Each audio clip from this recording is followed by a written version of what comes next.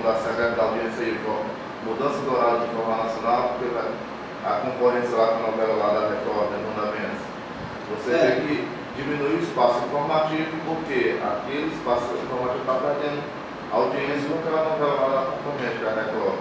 Com certeza. Aí você vê, o horário da novela não é manobra, é o horário já mostra a novela das 8, não é mais novela das 8. O Jornal das 8 não é mais Jornal das 8. Pois é, você está formando o público, então essa cultura, essa convergência, esses limites, eu acho que vai direcionando aquela questão do público mesmo.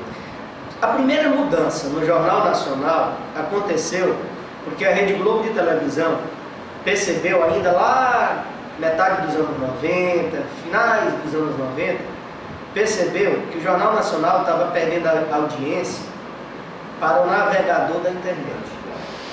As pessoas chegavam, sobretudo na Grande São Paulo, as pessoas chegavam em casa no horário em que o Jornal Nacional ia ao ar e as pessoas começavam a checar os seus e-mails, na época que não tinha smartphone, você esperava o dia inteiro para chegar na sua casa, checar seus e-mails, visitar os sites de sua preferência, navegar na internet de uma maneira geral. E aí, os caras começaram a constatar que a internet estava roubando o público do Jornal Nacional. Então eles deram um tempo para o usuário da internet. Vamos dar um tempo. 40 minutos é o suficiente, uma hora, sei lá, para o cara navegar. Postergaram isso para o Jornal Nacional. E agora, claro, também a concorrência das outras televisões. Agora, o ambiente da televisão ainda é um ambiente muito fechado. Já é um ambiente muito fechado. A bendita digitalização que se anunciou aí há 10, 15 anos, ela não aconteceu como ela deveria ter acontecido. Se a digitalização tivesse acontecido como de fato a gente pensava que ela ia acontecer, você era capaz de assistir simultaneamente vários canais na sua televisão, você ia navegar, você já pode navegar hoje? Pode. Existem Smart TV, né? As TVs inteligentes, você pode navegar, elas têm acesso à internet. Mas não na forma como, de fato, a digitalização se anunciou, digamos assim. Ok? Então, essa cultura remix é um pouco disso, né? Você aproveitar o que já existe e você ir remixando e fazendo produzindo novas mensagens em cima daquela mensagem original. Um pouco daquilo que eu falei agora há pouco. Nada se cria, tudo se copia. Esse é um ambiente realmente em que as coisas são a toda hora copiadas, remixadas, são refeitas, e aí isso nos leva a uma crise autoral e uma crise de identidade. Bom, pensar um pouco também, gente, as redes sociais e os ambientes virtuais de aprendizagem, e aí eu queria que vocês, como os alunos, pensassem no seguinte: como as redes sociais podem ser utilizadas como ambientes virtuais de aprendizagem? A gente faz tanta coisa nas redes sociais, por que a gente não cria perfil no Facebook? Por que a gente não cria um grupo de WhatsApp voltado a propostas educacionais? Nossos alunos estão nesse ambiente e a gente, enquanto professor, não quer ingressar nesse ambiente. Minha menina, hoje, de 13 anos, faz o deverzinho dela lá no colégio pelo WhatsApp, com as coleguinhas, ou então pelo Skype. E eu acho mó barato. No começo eu ficava preocupado. Você não está conversando, não está fazendo dever? Chegava no quarto dela, ela estava com headphone, pelo Skype, com as coleguinhas, trocando ideias sobre, por exemplo, uma questão de matemática. Bom, isso é a mais pura prova de que nós estamos num ambiente de produção do conhecimento de forma colaborativa, inteligência coletiva. Sempre foi, mas agora, em virtude dessas tecnologias, cada vez mais a gente entra em contato com o outro, interage com o outro para produzir conhecimento. E muita coisa mudou, de 20 anos para cá. Olha, eu me lembro, 1992, eu me formava em jornalismo e jogava futebol de salão. Eu era goleiro de futebol de salão, pode não parecer, mas eu era goleiro de futebol de salão. Eu ganhava um salário para jogar, eu tinha um campeonato em Oeiras. E eu não podia ir porque eu estava terminando o meu TCC. E o meu time era patrocinado pela prefeitura de Oeiras. E a prefeitura de Oeiras insistiu e eu não posso, terminando o TCC. Não, mas aqui tem um computador na prefeitura. A prefeitura tinha um computador em 1992. Você vai em toda e qualquer secretaria, só que tem computador, às vezes tudo desligado, mas tem. Na Universidade Federal do Piauí, às vezes eu entro numa sala, tem um monte de computador, tudo desligado. Tinha um computador, prefeitura. Se a gente disponibiliza esse computador, eu gravei um antigo disquete. Alguém lembra aqui do antigo disquete? Gravei o meu TCC no antigo disquete, treinava de manhã, trabalhava de tarde, quando tinha jogo jogava de noite, e o meu trabalho era todo dia no meu disquete. O programa era o falecido Carta Certa, nem existe mais. E lá eu concluí o meu TCC, 1992. Depois vieram o CD, DVD, o pendrive, e agora se fala em nuvem computacional, você joga tudo na nuvem, acesso, quer dizer, os dados estão aí, estão digitalizados, correndo espaço, indo para o satélite, voltando para uma área de cobertura da Terra, e às vezes a gente não se dá conta. Esse é o mundo que a gente vive hoje. Estamos vivendo num mundo que é onde fazer a conexão é possível a qualquer hora, em qualquer lugar.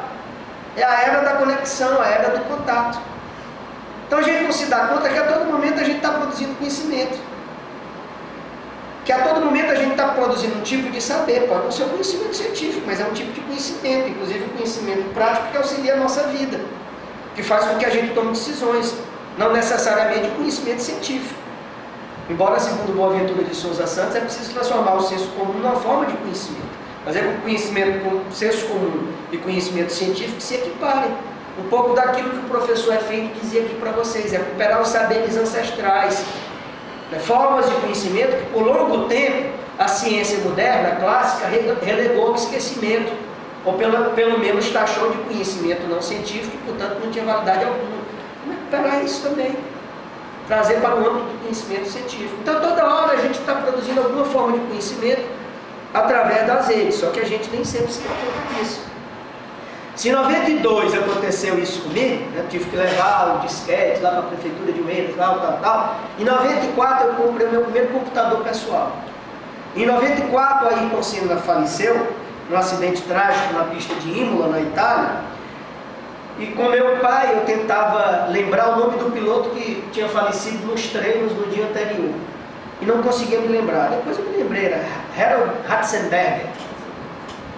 E aí, conversando com meu pai, nenhum dos dois conseguia se lembrar. Meu pai disse assim: mas não tem um computador, liga lá e pede para o computador. Eu ri. Olha, meu pai é um homem culto, formado em História, professor universitário, formado em Direito e tal. Aí eu ri assim, até com um pouco de deboche. Ele disse: não, papai, o computador não faz isso não, o computador não é para isso não. Ora, ele era quem estava certo. Eu estava errado. Embora naquela hora, o computador não, naquele momento específico, o computador não pudesse fazer isso, mas meu pai já estava prenunciando alguma coisa que iria se tornar o computador. 2 anos depois, a internet chegaria no Piauí, em 1996, através da RANet, que foi o primeiro pequeno provedor do Piauí. Depois foi vendido para, não sei se para o provedor do Meio Norte, depois foi incorporado pelo UOL, e aí hoje você só tem os portais de acesso, né? Mas naquela época se achava que a internet ela ia promover pequenos acessos localizados, pequenos provedores e tal. Depois é claro que o capital domina tudo, o capital vai lá e incorpora tudo isso. Você hoje só entra na internet através dos grandes provedores, desses portais de acesso. Mas veja, meu pai tinha razão.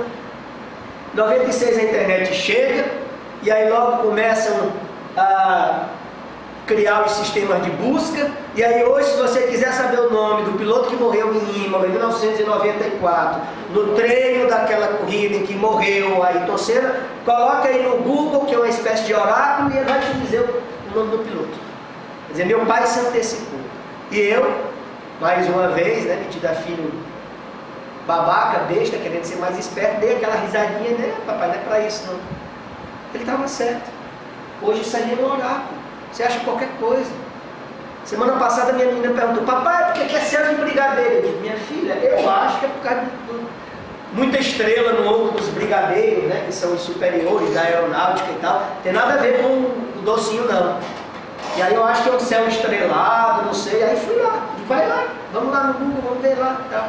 É porque os jornalistas, os brigadeiros na aeronáutica só saem para fazer voos quando o céu está limpo, eles não se arriscam.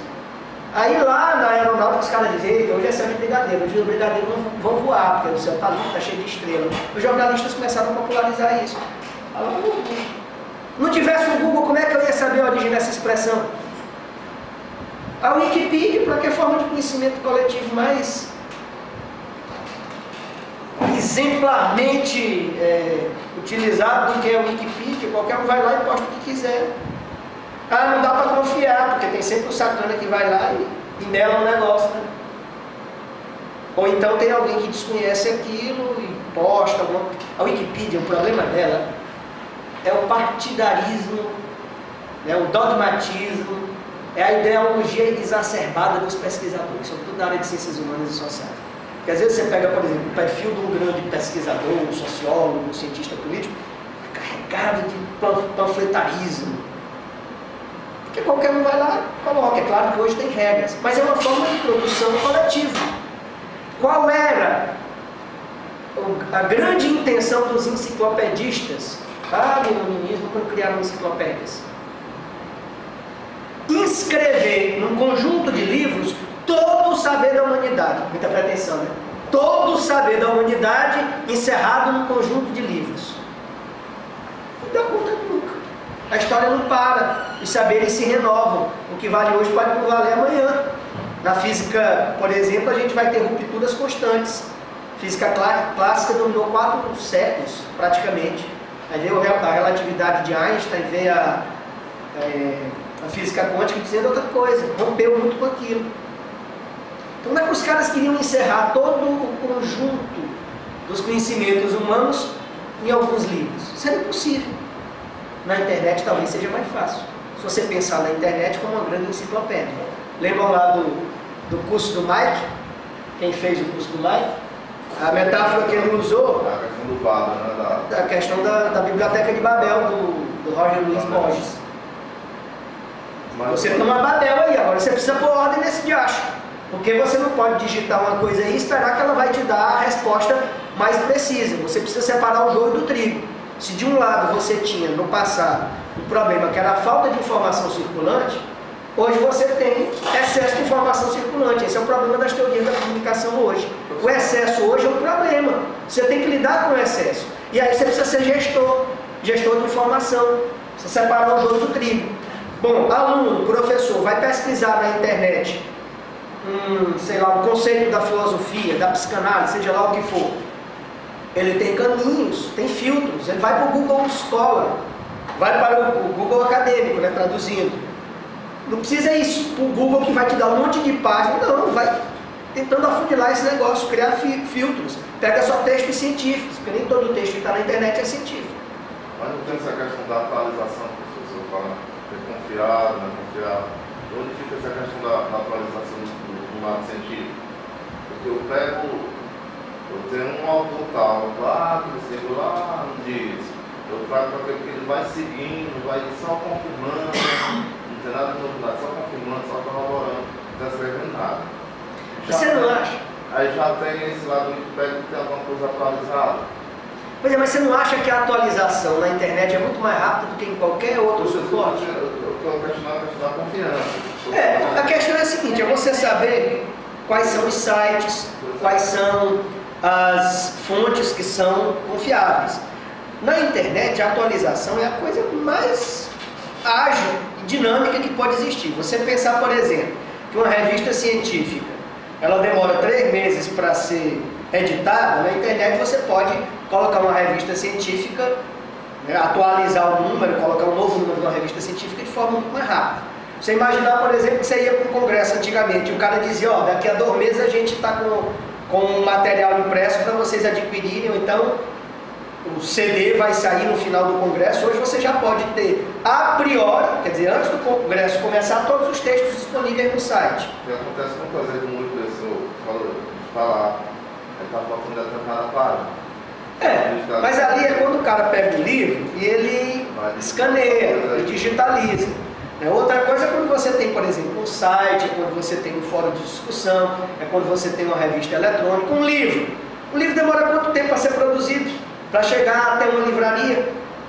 É realmente um trabalho de Hércules. Agora imagina tu colocar tudo na internet.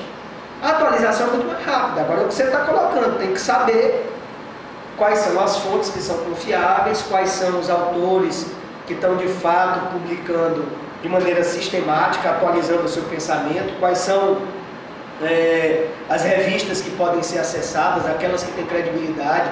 Hoje você dispõe de sistemas de indexação de revistas, periódicos científicos de uma maneira geral, e você conhece todos eles via internet. Então compete também a gente, né, cada um de nós, saber como fazer esse tipo de separação do joio e do trigo, para não cair também na esparrela de pegar qualquer coisa e pensar que aquilo tem caráter científico. Eu geralmente não uso a Wikipedia como fonte em trabalhos científicos. Agora, eu não cito a Wikipedia, mas eu sempre dou uma olhadinha no que está sendo dito lá na Wikipedia. Eu não uso como referência, mas eu olho. Não tem problema nenhum. Eu acho que é uma enciclopédia aberta, não tem problema nenhum você olhar, sabedor de que aquilo, né, pode às vezes ser uma armadilha, que às vezes há pessoas que colocam coisas ali que não valem muito a pena, mas enfim, não custa nada dar uma olhadinha. Agora eu não cito, porque realmente acredito que existem fontes muito mais confiáveis. E aí você tem que ter essa noção. Claro, tudo é muito atualizado dinamicamente na internet. A dinâmica de atualização e a renovação do conhecimento científico se dá numa dinâmica diferente. Sobretudo se você sabe acessar aquelas fontes confiáveis. E muitas vezes, até mesmo dentro da instituição do ACA, tem isso, porque você tem duas plataformas, né? Uhum.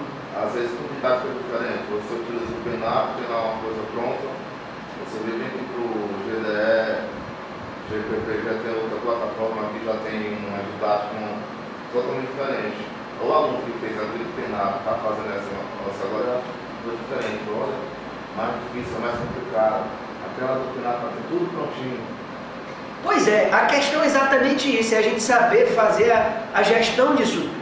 Quer dizer, ninguém hoje está isento desse tipo de trabalho, que é se deparar com um monte de informação, se deparar com muitas fontes e saber quais utilizar. Seja no tocante a plataformas, né, e elas podem convergir, estávamos falando agora um pouco de convergência tecnológica, seja no tocante à questão dos conteúdos. Ninguém hoje está imune a isso. A gente tem que fazer isso constantemente. Vou dar um exemplo simples. Eu participo de algumas redes do WhatsApp. Algumas eu não saio. Questão de educação. Que postam besteira demais. Me botaram agora no rede, grupo do Diocesano nos anos 80. Os caras só postam besteira. Não fazem nada da vida, você posta mensagem no WhatsApp. Passa um dia todo na vontade de dizer, rapaz, vamos trabalhar. Você não trabalha. Passa o dia todo postando besteira no WhatsApp. Agora me diga, eu a cada manhã, ao me levantar, pego lá o meu smartphone, olho, 350 mensagens do WhatsApp. Eu não estou fazendo uma gestão? Quais são aquelas mensagens que eu vou ler? Quais são aquelas que eu não vou ler? É isso que a gente faz a todo momento. Desde uma simples gestão de mensagens do WhatsApp até a gestão do conhecimento científico na rede. A gente está fazendo isso a toda hora sem se dar conta. Então ninguém está imune a não fazer isso. A gente está sempre fazendo isso aí. Agora, no passado, o nosso trabalho era desconfiar de uma única fonte possível. Isso mudou completamente. Vejam que em 20 anos mudou uma lógica de operação e utilização dos sistemas de dados e informação. Se no passado a lógica era, eu tenho esses dados e tenho essas informações, mas só tenho esses dados e essas informações dessa única fonte, a lógica agora é, eu tenho uma porrada, me desculpe a expressão, de dados e informações. Eles vêm de todo lado, quais são os que eu vou utilizar? Como eu disse para vocês, se no passado o problema era a falta, hoje o problema é o excesso. Se no passado a gente tinha que lidar com a falta e desconfiar, pô, só tem esses dados aqui, isso aqui, tem que desconfiar e tal. Hoje eu tenho que desconfiar de um volume enorme de dados. Eu sou de uma época, não era menino, eu faz muito tempo, em que a novela vinha por videotape. O videotape vinha aqui para o Nordeste, antes de chegar a Teresina, ele passava em Fortaleza. O pessoal de Fortaleza assistia a novela hoje, e aí só no dia seguinte amanhã, portanto, viria para Teresina o vídeo 80 com a novela. E aí, quando era o final da novela, o pessoal lá de Fortaleza ligava para cá para contar o final, só para sacanear com a gente.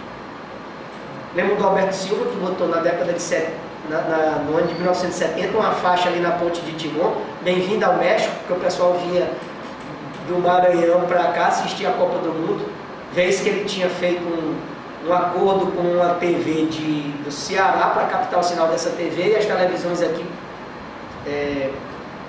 captaram o sinal do jogo, né, da Copa do Mundo. E aí ele botou lá a faixa só para sacanear com os maranhenses, bem-vindo ao México, que a Copa do Mundo 70 foi no México. Pô, bem, os cearenses ligavam para cá, diziam, pura sacanagem, olha, o final da novela foi assim, assim, assado, porque a novela passava 2 dias depois aqui. Esse era um momento em que o sistema de mídia se distribuía de forma linear. Hoje é de uma simultaneidade espantosa. Você está vendo a mesma coisa que um cara lá no Japão pode estar vendo, agora, nesse exato momento. Tudo interligado, tudo conectado. É a era da conexão mesmo. Então a gente tem que saber lidar hoje com uma outra competência cognitiva. Tem que desenvolver uma outra competência cognitiva. Saber extrair de um volume muito grande de dados e informações aquilo que nos interessa. Por isso a questão do data mining, né, da mineração de dados. O que é mineração de dados? É você saber como é que diante de um volume extenso de dados, você vai extrair dali certos padrões. Agora é claro que a ciência, hoje, ela não trabalha só com a questão dos padrões e frequências ou regularidades. Pensem sempre nisso. A ciência hoje trabalha com dados desviantes também. No data mining, apesar de você verificar padrões em quantidades inimagináveis de dados, você tem também como identificar elementos desviantes que às vezes são até mais interessantes para a pesquisa científica. Por exemplo, o que é uma regularidade ou um padrão científico? Você jogar essa chave toda vez para cima, ela vai cair. Foi isso que levou Newton a pensar na lei da gravitação universal. Quer dizer, tem alguma força que puxa isso aqui para baixo.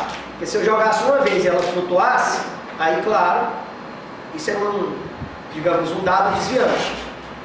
Então, se toda hora está caindo, tem alguma coisa que explica esse padrão, essa frequência da queda, essa regularidade.